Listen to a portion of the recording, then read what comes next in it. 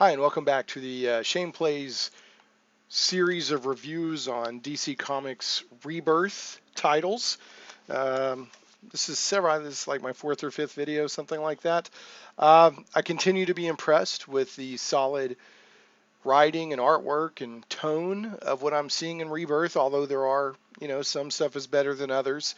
It's way beyond better than Convergence was. Just way better. That's all I can say. Um, anyway, we'll dive right in. First of all is Hellblazer Rebirth #1. And remember, if the logo is here, that means it's a one-shot special.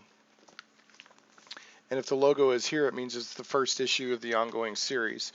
And the one-shots, as a reminder, are kind of resetting the status quo for the character or the team or the title or whatever. Whatever's gone before, but Rebirth is being not reset continuity-wise, but sort of the status quo, the tone, supporting characters, all that stuff is being reset for the ongoing series. So usually you're getting the ongoing series reset in the one shot, and then the first issue of the actual ongoing series just takes off going. That's usually the case, not always, but usually. So, Hellblazer I bought and read basically because I'm trying to read all of the Rebirth stuff, all of the one shots and #1s. Or in the case of like Action Comics and Detective Comics, it was like 930 whatever. They restarted the numbering, but they were essentially #1s in the Rebirth ongoing stuff. So what I'm doing is I'm trying to read all of the #1s and review them. And then I'm trying to read up to #2 on most stuff to give it a chance. Now there's a few issues, in fact, a couple of titles in this pile tonight I'm not going to keep going with.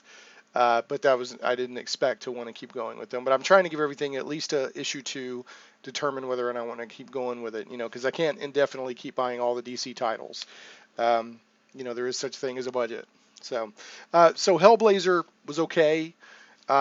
Wasn't bad. It wasn't terrible. I like John Constantine, the character. I will say that Constantine, to me, is always one of those characters that works much better as a supporting character who shows up every now and then. He's never as interesting to me in an ongoing series. Although the Garth Ennis and Steve Dillon stuff back in the 90s was really good, but that didn't really feel like Constantine to me.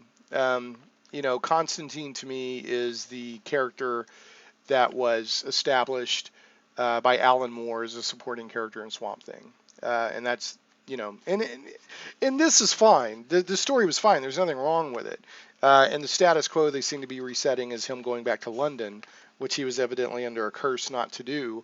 But of course he finds a way to outwit the demon and return to London. So I won't keep going with it. It's just not my type of title.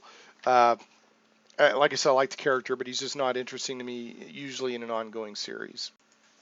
All right, so moving right along, we've got Batgirl and the Birds of Prey Rebirth. As you see here, this is a one-shot, and this is sort of reestablishing the status quo for the characters because, Batgirl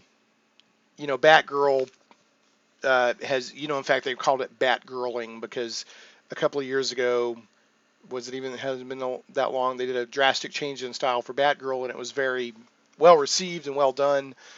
And so a lot of people are like, or not a lot of people, DC was like, well, let's just do that with their whole line. And it became DCU, and they just did all these crazy things with all their characters. It didn't really work out. So hence Rebirth. But so the new status quo here is that that Barbara Gordon Batgirl wants to get back together as a crime-fighting team with Black Canary, who for the past year or so has been off being a lead singer for a rock band. So that was the status quo for her. So somebody has assumed the Oracle hacker identity that Barbara Gordon used to have and kind of co-opted it for, looks like, nefarious purposes. So she asked for Black Canary's help, and along the way, Huntress gets involved, who for the past year or so has been in the secret spy organization Spiral. And so now they're kind of resetting her status quo, and so you've got the Birds of Prey. Um, and I guess they're going to keep going with these three as the birds of prey. And as you can see, from the cover, it's showing you that Batgirl and Huntress don't really see eye to eye. And Black Canary's like whatever. Even though in the comic, Black Canary and Huntress kind of mix it up. I'm not going to keep going with this one. The writing didn't really grab me. It was okay, but it's just not one I'm going to keep going with. But there's a lot of people that are out there that are fans of the Birds of Prey and all that, and they'll probably like this. Um, the story, like I said, the story was okay. They're kind of bringing them back together. Black Canary's like, I'll help you for one night, and Batgirl's obviously wanting to get it back together, for ongoing, and then how they're going to keep Huntress in the mix is beyond me at this point. They didn't really hint at it in here, but they did kind of indicate that Huntress knows Black Canary and Batgirl's secret identities. So everyone was like, whoa, what? And then it kind of ended with the nefarious Oracle character who's stolen Barbara Gordon's old Oracle, identity, kind of hinting that ominous things are to come. So, which is interesting. Now, the next title, Batgirl, what you see up here, here's the Rebirth. So it's number 1 of the ongoing series. As best I could tell, there was no Batgirl Rebirth one shot. I guess this was the Rebirth one shot. I don't know. For Batgirl, period. But I really liked this. I think I'm going to keep going with it. It has her in Japan, I do believe, and she hooks up with an old friend from high school, and she meets a Japanese superhero that is called the Fruit Bat, that is kind of like a Batgirl, but she's like 100 years old, and I really liked that character a lot. I really like the art, I like the color, I like the style of everything. They also hint around, or not hint around, but kind of talk about her being the CEO of a company, Gordon Clean Energy, which I think they kind of mentioned in the Batgirl and the Birds of Prey as well, or another recent comic. They don't talk a lot about it. She's kind of on break from that, traveling the world, when she runs into the Japanese old superheroine called the Fruit Bat, who's like 100 and something years old, and she wanted to interview her and this stuff. So it was kind of interesting. But I'd like to know more about when that was established with her having her own company, and what that's all about. So just kind of interesting. They kind of mention it a little bit, but they don't tell you a lot about it. Now, there was one little sequence in here, I don't know if you can really see it, where she's, this is the villain of the issue here, and here Batgirl is kind of calculating, if I throw this ball, what can I bounce it off of in order to hit the villain? And I liked that little sequence. That was a nice little piece of art. I liked the whole. I just liked the coloring and the layout and the style. I'm probably going to give this a couple of issues to see if it keeps interesting me. But I did like it quite a bit. So they've got her on this sort of young student traveling the world in hostels vibe, but yet she's the CEO of a company, which you can really only pull off in comics, because real world just doesn't work that way. But it's comics, not the real world. Anyway, I'm going to keep checking this out. I liked it. All right, so Nightwing Rebirth. Now this is, we've already done the Nightwing Rebirth one shot. Now this is the Nightwing Rebirth number 1, where his main series is going to keep going. And it continues, in the one shot, it reset his status quo. He's no longer with Spiral. He's got his identity back. He's Nightwing again, and he's wanting to infiltrate the Parliament of the Owls, and take them down from the inside to protect Damian Wayne, who they think they planted a bomb in Damian Wayne, but Nightwing's already removed it. But he's playing along, like thinking that, yeah, if I don't do what you say, they'll kill Robin, Damian Wayne, and but he's using it to turn the tables and try to infiltrate them and take them down, because he can do that when Batman can't, infiltrate them. So that's kind of the conceit, the status quo, whatever. I read this issue, it was okay. Nightwing's another one of those characters that I think works great as a member of a group, or as a supporting character, but I just never really dig him in his own book. I just don't think he's that strong of a character to have his own book, ongoing series. So, and like I said, it was okay. There was nothing terrible about it, other than a little bit of the writing. So let me read you this. Uh, it's probably no surprise that as a young adult, I decided to swing out on my own, making some questionable wardrobe choices on the way to becoming the sleek and sexy blue-black bird of darkness lovingly known as Nightwing. I can't handle that. I don't know if he's being sarcastic, tongue-in-cheek, or serious, but just it just no. So and I guess the whole Parliament of Owls thing is kind of interesting, and um, they introduced an interesting new character who is going to be sort of his mentor in the Parliament of Owls, who's basically saying Bruce Wayne sucks. Let me show you how things really are. Um, but I'm just not going to keep going with it. I've done the one shot. I've done the first issue. Most series, I'm going to at least number 2. This one, I'm done. I may on a lark change my mind and pick up number 2, but probably not. I think if you're a really hardcore Bat Family fan or a Nightwing fan, you'll want to read this. I'm a Batman fan. I'm a hardcore Batman fan. I'm not as much a Batman Family fan. So, although I do like Nightwing, I like Dick Grayson and all that, but not enough to keep going with this. So, all right. Now another Bat Family title. Now, again, it's down here. So this is the one shot, Red Hood and the Outlaws. Red Hood is, of course, Jason Todd, who was the Robin who went wrong and then died and then came back. Is kind of a Punisher type of character. And I really liked this one. He's also, it's kind of setting up, like at the beginning, they make you think, oh, he's a bad guy, he's killing people. But then at the end, you find out he really wasn't killing people. He's trying to make it look like that so he can be legitimate in the underworld and do stuff that Batman can't. Where did we just hear that? With Nightwing. So, you got 2 ex-Robins wanting to infiltrate evil stuff and take it down because the Batman can't do that. Being the Batman. You can't infiltrate as the Batman, really, I guess is what they're saying. Which Batman's a master of disguise, like Matches Malone and all that, but as an ongoing presence, I guess that's what they're saying. And he can't really infiltrate like deep undercover for months at a time or something.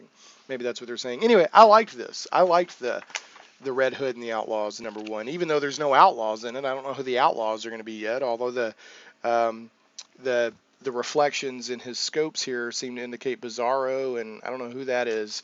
So I'm not sure who I think that's like Artemis or something, the sort of tough Amazon, the more hardcore Amazon like Wonder Woman. Anyway, I liked the art. It has flashbacks that kind of establish Jason Todd's history from being, and this is one of my favorite moments in all of comics. I remember reading this when it first came out in the 80s, this scene where, Batman met Jason Todd, boosting the tires off the Batmobile. I've always loved that. I remember Jason Todd coming up all the way through, when he first met him, became Robin, then was kind of, hey, is this guy a little unhinged? And then the Joker kills him. I remember the Death in the Family thing where people could vote, does Robin live or die? I remember all that when it was actually happening. But anyway, I like Jason Todd. I haven't really kept up with a lot of the Red Hood stuff. I know a little bit about it, but I liked this comic, and I'm looking forward to reading some more and seeing if it sticks up to the same quality. I liked this a lot. All right, so Justice League Rebirth number 1. Now, this is not the one shot. This is the ongoing series. There's a few things I liked in this. The story itself, I think everyone thinks that every Justice League story has to be this bigger-than-life threat to the world. And it doesn't. You can tell an interesting Justice League story without it being that. But that's kind of what it's become. So there we go. They've got to be fighting Apocalypse, or they have to be fighting some universe-ending threat since that this has existed before time, or whatever. It's got to be some big thing. And that's, again, what's going on here. So the story itself, there's some threat, and they initially fought it in the one shot, and they knew that it was just an advanced probe or something like that. And evidently there's this group or race or something called the Kindred that they're going to have to fight. Now, that in itself, to me, I could have just gone to sleep. I'm like, whatever. But what I did like was the art, and some of the stuff they did with the characters was bad to the bone. Now, the artist is, it's Brian Hitch is writing it, and he's not the artist, ironically enough, because Brian Hitch, became known for his art, that sort of cinematic type art when he's working with, what was it, Mike Millar, Warren Ellis? I think Mike Millar on like the Ultimates and stuff like that, and the Authority. Warren Ellis maybe. It's Tony S. Daniel is doing the pencils, and Sandu Floria is doing the inks. I loved the art. Now let me show you some of the stuff they did. They've got Wonder Woman riding in on this lightning bolt. You see that at the very beginning? And then right there, that double splash spread. Do you see that? Where she's landed and she's using that lightning bolt? That is sweet. I mean, I kind of feel like I've seen Wonder Woman do stuff like that before, but never just that straight up. I mean, that's bad to the bone. I love that. That was super cool. I'll find some more stuff. And there she is. She's holding that lightning bolt again. Now, in this series, now that in the Rebirth status quo, the new 52 Superman is dead, and the Superman from the pre-Flashpoint timeline is in this timeline, and the Justice League knows he's there, but they're not really tight friends with him yet. So he's not really a prominent presence in this story, although I'm sure they're going to bring him into the fold as things go on. But they do mention, Batman's like, where is he? And, because there's these calamities happening all over the earth, just massive natural disasters and calamities. And, they're like, oh, we've seen, we've spotted him here and here and here. So they're telling you, yeah, like Batman's wanting to know where he's at. And, eventually they're going to, I'm sure, work together and all that. Another thing I really liked about the art, you can't see it so much here. I'll find another example, is where they're doing the Green Lantern constructs. I've never quite seen Green Lantern constructs drawn this way before or colored this way. And at first it kind of threw me off, but then I really kind of liked it. Do you see that detail? It's kind of almost like a grid, almost like a crystal structure. It's not just a solid green construct. It's almost like crystalline, which is really neat. And at first I was like, huh? And it's on a few pages where you're like, oh, what is he making? I don't understand. And then you realize that's just the kind of the definition to the constructs he's making. And it shows a good example of how Jessica and Simon are working together, because Jessica's kind of the brains and can, hey, try this, try that. But she doesn't have the willpower or doesn't really know yet how to make constructs, and he can make the constructs. So they're kind of starting to work together. Maybe you can kind of see there that kind of crystalline structure to the. I wish this camera would pick up better definition, but it's really cool. And then here, I don't know if you can see the definition on Aquaman's shirt. But whoever, well, we know, I said the artist and the inker's name, the artist and the colorist for Aquaman, I think Aquaman's shirt, that sort of chainmail gold shirt, looks better than I've ever seen it. It looks really spectacular. So I really like the art in this. The story's passable. It's not terrible. And all the characters get to shine, and it hints at this big threat to come. But I really liked the art. So, and Justice League being Justice League, I'm gonna buy the title for a while. I've always been a Justice League fan. I just wish they would get away from these big, everything is an action movie, and get more back to the character, make it more of a team book about the character relationships, and not everything having to be the big world-ending thing. And then finally, Titans. Number one, we've already done the one shot where they remember Wally West, and he tells them that something strange is going on and that time has been messed with and rearranged, and they suddenly start remembering. This one I like team books, so I'll read this. I like the dynamics of a team book, but why I'm going to stick with this for the time being is because this seems to be the only book in the continuity right now that, you know, consistently is referring to the Rebirth stuff. That, hey, um, when time came back together after Flashpoint, when Flash fixed stuff after Flashpoint, something interfered and rearranged stuff. And they even put it in here to like editing and cutting and pasting. Um, yeah, it says something reached into the world and rewrote everything in my life. You know, you have that big hand there, which they've shown that before. Um, I ended up in a place outside of time. Trying to, hold on.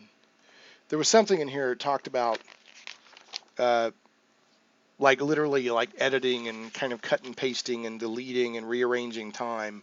So, um, you know, yeah, before, I don't know, and it talks about Flash's, um, yeah, it says on the very first page, it says time is out of step, it's been broken, edited, parts of it have been rearranged and erased. So, and they've hinted very, very, very strongly that it's Dr. Manhattan from the Watchmen timeline, who was basically, you know, now only God is truly omnipotent, but, you know, Dr. Manhattan, comic book wise, is basically omnipotent, and said, I want to go create some life. So they're really hinting that around. The book itself is okay. Uh, you know, the characters are okay, the art's okay. Um, I don't really like Speedy's design. I mean, Speedy's basically a dude in a red, or Arsenal now. It used to be um, Speedy, but he's just in a red outfit. He's in a red outfit with sunglasses and a baseball cap on backwards. It's just, come on. When the days of these iconic, fantastic superhero costumes, not uniforms, but costumes. But anyway, I'm going to keep up with this, A, because I like teen books, and B, because this is the main book that seems to be trying to get to the bottom of the Rebirth mystery. Like who messed up time, who messed up their relationships, because one of the things with the Rebirth is they're trying to get back. Jeff Johns and the creative people at DC are trying to get back to the relationships and the things that made DC cool, the characters in the comics cool. Like, you know, now Wally's back and they remembered that they can use the Speed Force to make costumes and stuff like that. And they realize that all these really essential relationships like Wally West and Linda Park and uh, Green Arrow and Black Canary and all these and these really strong relationships between like Batman and Superman or whatever, they're just, something's not quite right. So that's what Rebirth is trying to get back to. So um, that's pretty much those in a nutshell. Like I said, I'll keep going with all of them, at least 2 or 3 issues, except for Nightwing and Batgirl and the Birds of Prey. Again, I think that Rebirth is pretty darn solid, and I'm glad I'm keeping up with it for the time being. Speaking of keeping up with it, thanks for watching this video. If you would, leave it a like, a thumbs up on YouTube, maybe a comment. That helps me out tremendously. And if you haven't subscribed to the channel, please do so. You know, I make a lot of comic books, games. I post my radio show up here. You know, so my weekly radio show, the Geek Topics, you know, I'll be talking this weekend about Batman: The Killing Joke. The animated movie how does it compare to the classic graphic novel? That's what we'll be talking about this weekend. So anyway, make sure to subscribe to the channel. Thanks so much for watching, and I will have more DC Rebirth reviews to come. Thanks.